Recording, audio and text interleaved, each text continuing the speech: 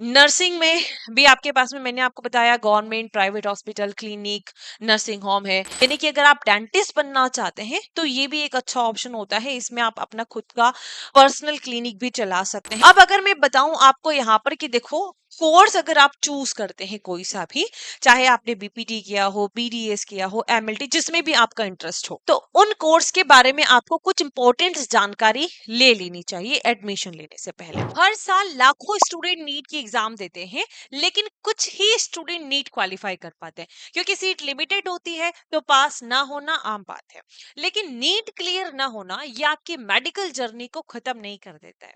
Medical field में ऐसे कई कैरियर ऑप्शन है जो बिना नीट दिए भी आप अपना फ्यूचर बेहतरीन बना सकते हैं। नमस्कार, मैं हूं मनीषा। स्वागत है आपका आपके अपने चैनल एमएलटी एजुकेशन पॉइंट पर। कैसे हैं आप सभी? उम्मीद करती हूँ कि आप स्वस्थ हैं, एकदम मस्त हैं। तो आज हम बात करने वाले हैं उन स्टूडेंट की जो नीट क्लियर नहीं कर पाए या फिर जिनके लो स्कोर हैं। तो आगे आपके पास में क्या ऑप्शन है, कैसे आप अच्छा अर्न कर सकते हैं। अगर आप मेडिकल फील्ड में इंटरेस्ट रखते हैं तो कौन कौन से आपके पास में कैरियर ऑप्शन है। तो चलिए बात करते हैं इनके बारे में। देखिए, मैंने बोला कि दो तरह के स्टूडेंट हैं। अगर नीट क्वालिफाई हो गई तो बहुत अच्छी बात है।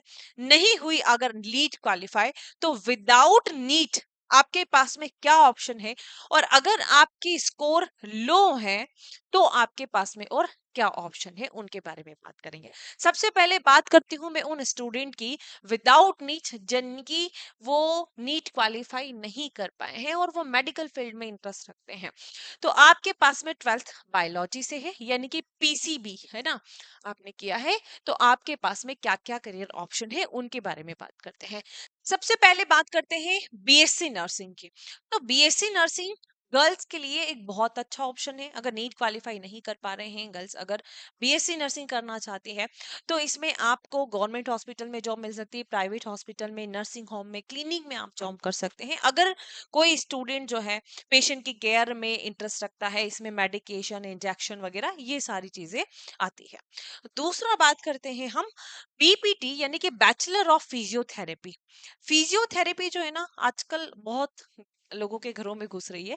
मतलब जैसे किसी को बैक पेन हो रहा है, कोई पैरालिसिस में है, या स्पोर्ट इंजरी हो गई है, तो उन पेशेंट का इलाज एक्सरसाइज और थेरेपी के थ्रू होता है ना। उनको थेरेपी दी जाती है, प्रॉपर एक्सरसाइज करवाई जाती है फिजियोथेरेपिस्ट के थ्रू। तो ये भी एक अच्छा ऑप्शन है, मतलब डॉक्टर बनने का, है ना।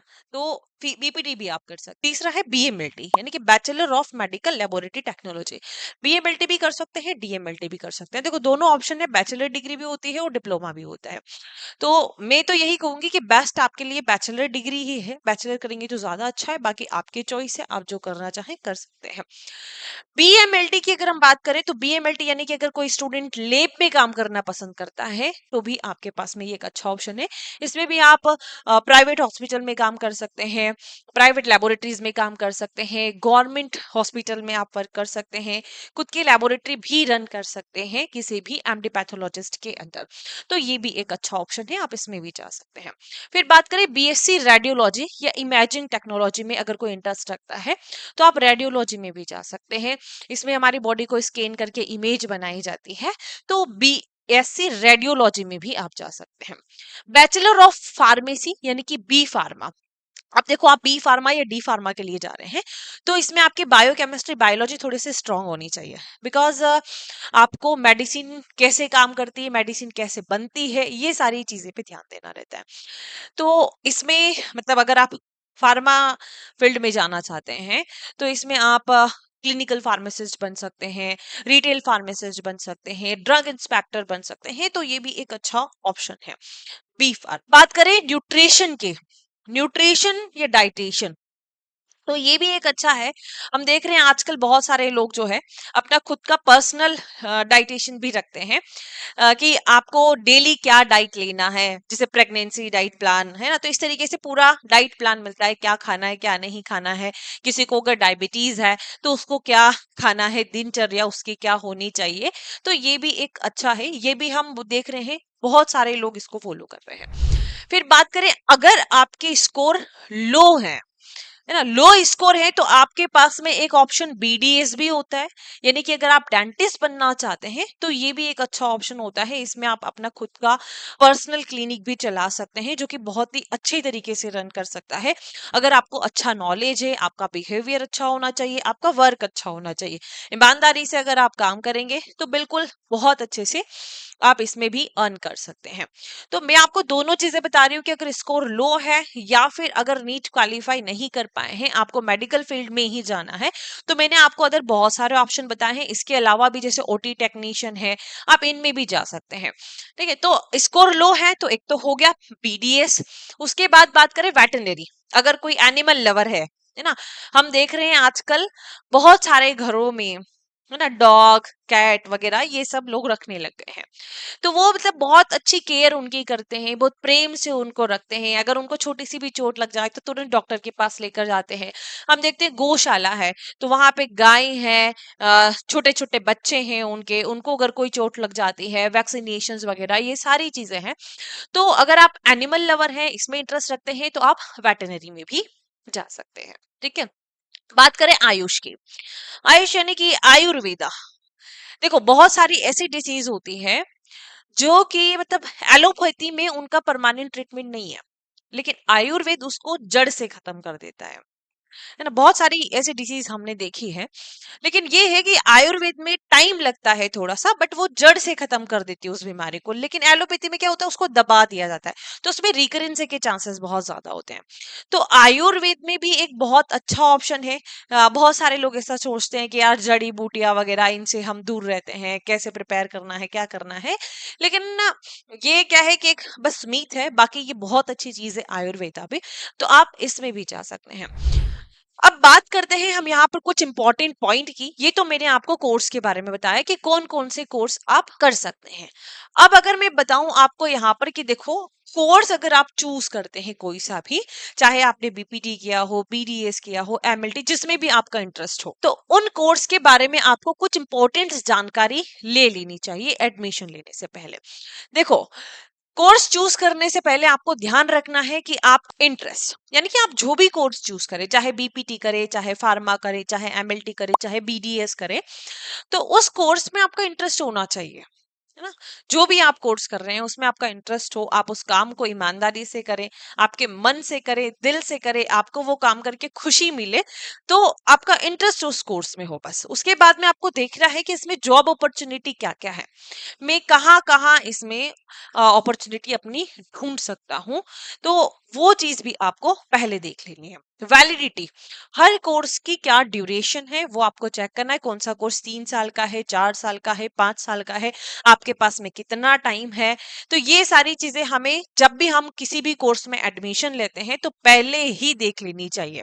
उसके बाद आता है बात आती है कि कॉलेज की, आप जिस भी कॉलेज में एडमिशन ले रहे हैं वो अप्रूवल यानी कि यूजीसी, एसआईटीसी या किसी भी संबंधित संस्थान से मान्यता प्राप्त है या नहीं है। ये एक बहुत इंपॉर्टेंट पॉइंट है ना। किसी भी फर्जी कॉलेज में एडमिशन ना ले, एडमिशन लेने से पहले कॉलेज की जांच जरूर कर ले कि वो मान्यता प्राप्त है या नहीं है। ठीक है, ये कुछ इंपॉर्टेंट पॉइंट है। इसके अलावा देखो, फी एंड प्लेसमेंट की अगर हम बात करें तो फी आप देख सकते हैं, क्या कॉलेज किसी हॉस्पिटल में इंटर्नशिप की सुविधा देता है या नहीं। ये भी हमें देखना है कि आप जिस भी हॉस्पिटल में एडमिशन ले रहे हैं वो इंटर्नशिप की सुविधा दे रहा है या नहीं, क्योंकि वो सीखना भी तो है आपको। मोस्टली प्रैक्टिकल वर्क आपका इसमें ज्यादा रहता है।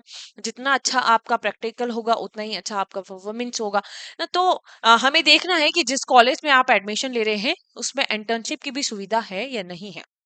देखो, कॉलेज का प्लेसमेंट रिकॉर्ड भी आप चेक कर लें एडमिशन लेने से पहले।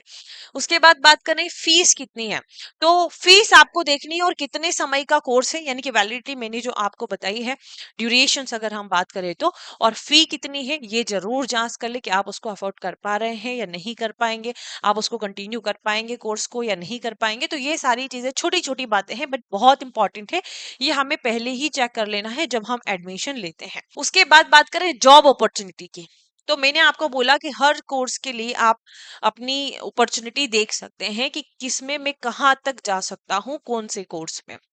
आगे मेरे लिए क्या स्कोप है। तो वो हमें देखना है कि अगर आप गवर्नमेंट में जाना चाहते हैं तो मुझे कोर्स कौन सा कोर्स करना चाहिए, कौन सा मेरे लिए अच्छा होगा। आप प्राइवेट हॉस्पिटल में जाना चाहते हैं, है ना, किसी जैसे हम बात करें एमएलटी कोर्स की, तो अगर आप लेबोरेटरी में वर्क करना चाहते हैं तो आप इंडिया में भी आपके पास में बहुत अच्छा ऑप्शन है, विदेश में भी आप जहाँ जाना चाहते हैं वहाँ कर सकते हैं। गवर्नमेंट में भी आपके पास में अच्छा ऑप्शन है, मतलब आप गवर्नमेंट जॉब भी ले सकते हैं, उसके लिए आपको अच्छी प्रिपरेशन करनी होगी। नर्सिंग में भी आपके पास में मैंने आपको बताया government, private hospital, clinic, nursing home है ना। तो बाकी प्राइवेट क्लिनिक जैसे कि मैंने बीडीएस की बात करी ना, तो वो भी आपके लिए ऑप्शन है। रिसर्च में आप जा सकते हैं, फॉरेंसिक में आप जा सकते हैं। तो आपके पास में ऑप्शन बहुत सारे हैं। बस ये है कि आपका इंटरेस्ट किस में है। आपको उस कोर्स की पूरी जानकारी ले लेनी है कि इस कोर्स में क्या होता है, कैसे होता है, कितने दिनों का ड्यूरेशन है, जॉब अपॉर्चुनिटी क्या है, ये सारी चीजें चेक करके फिर आपको देन एडमिशन लेना है। लेकिन ये सारे कोर्स जो मैंने आपको बताए हैं, इससे आप बहुत अच्छा अर्न कर सकते हैं अगर आपका इंटरेस्ट इसमें है तो आई होप ये वीडियो आपके लिए हेल्पफुल रहा होगा, और इस वीडियो को आपके उन सभी स्टूडेंट के साथ शेयर करो जो कि नीट क्वालिफाई नहीं कर पाए हैं और वो मेडिकल फील्ड में अपना करियर देख रहे हैं। तो आपके लिए ये कोर्स अच्छा ऑप्शन हो सकता है, जिसमें भी आपका इंटरेस्ट हो, सारी जानकारी लेके फिर आपको उस कोर्स में एडमिशन लेना है। और बाकी ये हमारे सारे प्लेटफॉर्म हैं, इनके माध्यम से आप हमारे साथ जुड़ सकते हैं। अगर आप किसी भी लेबोरेटरी टेक्नीशियन के कॉम्पिटिटिव एग्जाम की प्रिपरेशन कर रहे हैं तो आप हमारे साथ जुड़ सकते हैं। अधिक जानकारी के लिए ये जो नंबर दिए हैं व्हाट्सएप नंबर, इन पे संपर्क कर सकते हैं। और जो मैंने आपको कोर्स के बारे में जानकारी दी है उससे रिलेटेड आपका कोई सवाल है तो आप कमेंट कर सकते हैं, हम आपका रिप्लाई जरूर करेंगे। मिलते हैं अगले वीडियो के साथ। Thank you.